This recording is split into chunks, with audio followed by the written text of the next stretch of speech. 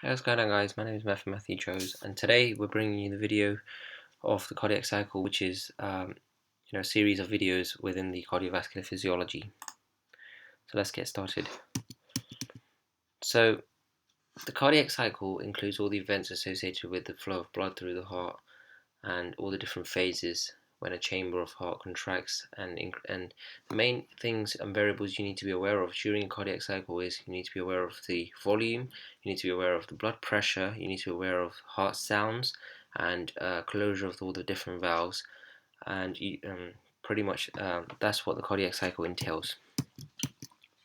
So the cardiac cycle has mechanical events of the blood pressure and blood volume. So it shows the cardiac cycle. The whole point of it is to show the difference and different parts of the changes that take place within the pressure as well as the blood volume in the heart. Okay, so during the atrial contraction, obviously you know the pressure in the atria goes up, but the pressure in the ventricles stay low, but during ventricular contraction, the pressure goes up, the volume decreases, and so on, which we'll go into a bit more detail later on in the video. So there's 5 aspects that form the cardiac cycle, like I said. So initially the pumping action, the periods of the valves opening and closure, and the changes in the pressure within the atria and ventricles, and the changes in the ventricular volume, as well as the associated heart sounds. So during one pump cycle, there's 2 main stages which you want to be aware of, which is then later split into 4 stages. The 2 main things we're really concerned about is systole and diastole. So if you ever went to your local doctor or your primary center or your GP or something, they always take your blood pressure and they always tell you 2 sets of numbers, such as 120 or 80. And the 120 refers to the pressure during the systolic phase, and 80 refers to the diastolic pressure. Okay. So systole is a contraction of the heart chamber. Diastole is the relaxation of the heart chamber. It doesn't mean contraction of the heart chamber, i.e. specifically the ventricles, or relaxation of the ventricles, but it is simply contraction of the heart chamber that, or relaxation of the heart chamber. But for our sake and for educational purposes and medical purposes, we usually refer to the ventricles. So on the screen now, where my mouse is pointing to, you can see this diagram, which is taken from Pearson Education 2002 publication. It shows the 4 different phases of contraction, and you can see phase 1 is the mid to late diastole, whereas phase 2 and phase 3 is basically, phase 2 is the early systole, whereas phase 3 is the late systole, and phase 4 is early diastole, and whereas phase 1 becomes again mid to late diastole. So 2 components within phase 1. Okay, so 2 components is the mid diastole is called mid to late, so you just want to split that into 2. So you have a mid diastolic phase, which is known as the ventricular filling, and the late diastole means atrial contraction. So on the diagram here, you can see this here is the mid diastole. Here the ventricle is filling because blood is flowing in, the AV valves are open because the pressure in the atria is greater than the pressure in the ventricles, so blood flows into the ventricles. Now the late diastole, so the diastole meaning the ventricles are contracted. So each of these words in these phases refer to the ventricles. At no point are they referring to the atria, because then it will just seem wrong. Okay, the word diastole, systole, early diastole, they all correspond to the ventricles. So whilst I'm speaking, you're focused only on the ventricles. So during mid to late diastole, your ventricles are relaxed, but the atria is contracting. So again, don't get confused. These diastole and systole words within these phases for the education purpose only refers to ventricles. Now, during phase 2, you have an early systole, right, which is known as isovolumetric contraction. At this point, you're referring to the pressure in the, you can clearly see the pressure in the ventricles is higher than the pressure in the atria. So therefore, the AV valves are closed. Sorry, my phone is ringing in the background. Hopefully someone will pick it up. Yep. So the AV valves are closed, and at the same point, the pressure in the ventricles is lower than the pressure in the pulmonary valves or during the pulmonary trunk and the aorta, so therefore again the semilunar valves are also closed. So at this point all four valves are closed. That's what's known, that's the speciality of the isovolumetric contraction. This allows the pressure in the ventricles to build up, so it gives you that maximum squeeze, allowing blood to really push away to all the extremities of the body. Now during phase 3, which is the late systolic part, this is when the ventricles contract and force the blood into the aorta as well as the pulmonary trunk into the systemic and pulmonary circuits. Now phase 4 is the early diastole. So at this point, now again you're referring to ventricles. The ventricles are starting to relax, and at this point as well is isovolumetric relaxation. So early diastole is the isovolumetric relaxation point, where the four valves are again closed because the pressure in the aorta as well as the pulmonary trunk is higher than the pressure in the ventricles, so therefore it shuts the pulmonary valves, semilunar valves, but yet the pressure in the ventricles is still greater than the pressure in the atria, so the AV valves remain shut. And now then you're back to ventricular filling, which is phase 1. Okay, so I've pretty much explained all the different phases as an overview, but now we'll go in detail. Phase 1 is ventricular, so it's mid diastole, is a ventricular filling phase. The ventricles are relaxed, the pressure is low, AV valves are open because the pressure in the atria is greater than the pressure in the ventricles. At the same time, semilunar valves are closed, and this is the point. The mid diastole or the ventricular filling contributes significantly high amount, around 70 to 80% of ventricular filling. So this is how most of the blood gets in from the atria to the ventricles. Now, late diastole refers to atrial contraction. So at this point, the atria is contracting, and this is only equates to about 20% of the remaining blood. So it only pushes out the remaining 20% of blood into the ventricles, and basically really pushing that last squirt of blood into the ventricles. The atria relax and are in atrial diastole for the rest of the cardiac cycle. So again, we've gone through this graph. If you'd like to pause for a minute, you can close. Try to remember all the different phases. So there's 4 phases pretty much. So you start off with phase 1, 2, 3, 4. Phase 2 again is the early systolic phase. It has isovolumetric contraction as well as ventricular ejection. So the atria are relaxed at this point, and the ventricles are the ones that's contracting. So during isovolumetric contraction, you have increased ventricular pressure. All 4 valves are momentarily closed, right? Which is what I was referring to. Once the ventricular pressure exceeds the pressure in the pulmonary trunk, the semilunar valves are open. Okay, gone through this. The early diastole is phase 4. Okay, so begins as a ventricular contraction stops. So, and 2 components. This contains the isovolumetric relaxation and ventricular filling phase, which then just ties back in with phase 1, where the ventricular filling is the mid diastole. So pretty much you just need to remember phase 4 as isovolumetric relaxation phase, where the ventricles are relaxed again, but all the 4 valves are closed because the pressure in the ventricles still exceeds the pressure in the aorta, but the pressure in the ventricles are lower than the pressure in the pulmonary trunk as well as the aorta, so the semilunar valves remain closed. On screen there is a slight mistake. This is actually meant to say phase 4, but due to typo error.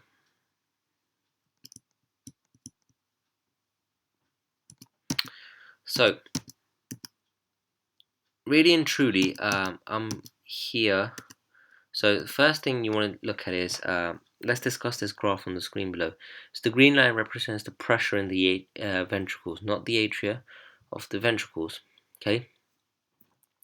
So on the top you have the different phases, and you also have the properties of the atrioventricular valves, whether they are open or closed, and you also have the pressure on the y-axis.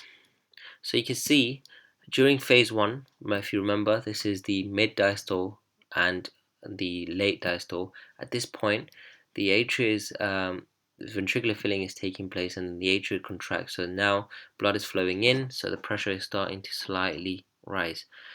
Then during phase 2, phase 2 is early diastole. At this point, the pressure in the ventricles start to exceed very high. So again, this is due to the filling. And phase 3 over here, which is the late diastole, this is the ventricular ejection part, so where the ventricles are contracting, forcing the pressure to fly off the roof to about 120 mmHg. Okay. Now during phase 4, which is the early diastolic part, this is the isovolumetric relaxation part where all valves are closed, but the pressure in the ventricles are starting to decrease because there's no blood flowing in from the atria at this point, and there's no blood, and all the blood which was in the chamber during phase 3 is now in the pulmonary trunk and the aorta. Now and then this brings it right back. Okay, so this graph here represents the volume on the y-axis and the different phases, and this volume refers to the volume in the ventricles. So initially during phase 1 is ventricular filling as well as plus atrial ejection. So basically ventricles are being supplied blood during phase 1. That's what you need to, the key thing you need to know. So the volume starts increasing to about 130. During phase 2, at this point all the valves are closed. This is the isovolumetric contraction part. All 4 valves are closed, so blood is not being lost to any part is not increasing because the AV valves are closed, and nor is it decreasing because the semilunar valves are closed. So this is the maximum blood, or also known as the end diastolic volume, or preload as some people like to say it, within the ventricles. Now during phase 3, which is the late systolic phase, where the ventricles contract, so ventricular ejection takes place, the volume substantially decreases down because obviously the blood is being pushed out from the ventricles into the pulmonary trunk and the aorta, and then into systemic or pulmonary circulation. Now then again during phase 4 is the early diastolic phase. So at this point it's isovolumetric relaxation, so all 4 valves are closed again, so it's slightly starting to rise, but it then kicks into phase 1 where it's mid to late diastole. So it's relaxing, and now the ventricular filling takes place, the volume starts to increase, and at this point atrial contraction takes place again, so it just squirts the last 20% of blood. So at this point this is the 70 to 80% by passive filling. Okay. Now 2 things you need to be aware of from this graph is you can take away that the maximum point here is known as the end diastolic volume. So this is the maximum volume of blood in the ventricles at one point, but just before the contraction. And the end systolic volume is at the end of phase 3, when all the blood, the maximum blood the ventricles can squeeze out has been squeezed out, and whatever is left, typically around 70 ml, this is known as the end systolic volume. And the difference between EDV take away ESV gives you stroke volume. So that difference gives you how much blood has been pushed out into the systemic and pulmonary circulation from the ventricles. Okay. So now what you have on screen is a graph which represents blue line. This represents the atrial pressure, not the ventricular pressure this time, the atrial pressure. So you can see the atrial pressure is initially during phase 1 it is it's going down, okay, and then during phase 3 it's slightly this is not the atrial pressure, this is meant to be the pressure in the aortic aorta, right? This is meant to be the pressure in the aorta. So initially during phase 1 the pressure is low, okay, but yet it's still higher than the, if you can imagine, it's still higher than the ventricular pressure, so the semilunar valves remain closed. During phase 3, during phase 3 is where the pressure in the ventricles would exceed the pressure in the aortic valve, so therefore the semilunar valves are pushed open, but at the same time, because blood is being pushed into the aorta, the pressure in them increases. and this point here is known as the systolic pressure, and the point here at the end of phase 2 is known as the diastolic pressure, and that's what you typically measure with a blood pressure machine, and that indicates how healthy you are. If you have some sort of high blood pressure or some sort of problem with your heart, right? So this is the key part that your blood pressure is machines are measuring. So they're interested in the systolic pressure of the aortic valve. You're always interested in the aortic valve more than the heart. So if you just keep that in the back of your head, that should help you. So this is the maximum pressure. At this point, systolic pressure is the maximum pressure of blood. Blood causes, or a pressure of liquid is caused by it forcing to the wall of the valve. So this is the maximum pressure that the blood is forcing, and 120 is the normal range. 80 is also the diastolic normal range. If it's anything below, then it's seriously some sort of problem. Anything higher, it's also another problem. And you have primary hypertension as well as secondary hypertension, and so on. And that will go into the pathological aspect, in different videos and different playlists. So, putting all three of these components that we've gone through so far together, you end up with what you see on the screen now. It's the textbook cardiac cycle, which most instructors or professors like to throw at you in an exam, or the ones that you always see in a textbook. And if we were to go through this in very detail, we can start with the pressure graph itself. And we'll go through all of them individually. So at this point, if you were to see, the atrial pressure is obviously higher this is phase 1, by the way. The atrial pressure is higher than the ventricular pressure, so the AV valves remain open at this point. Because AV valves are open, blood is flowing in from the atria into the ventricle, so the volume of the ventricles are filling up. At the same time, the aortic pressure is low, yet it's still higher than the ventricular pressure, so the pulmonary valves, semilunar valves, remain closed.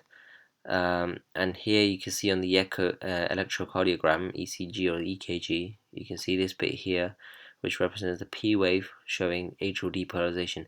And I always mention in my videos, is this bit where my mouse is pointing to after the bump, the straight line here, just before the QRS complex, just before the Q, which starts here. This is the part where the atria contracts, ejecting or squirting the last 20 to 30% of the blood.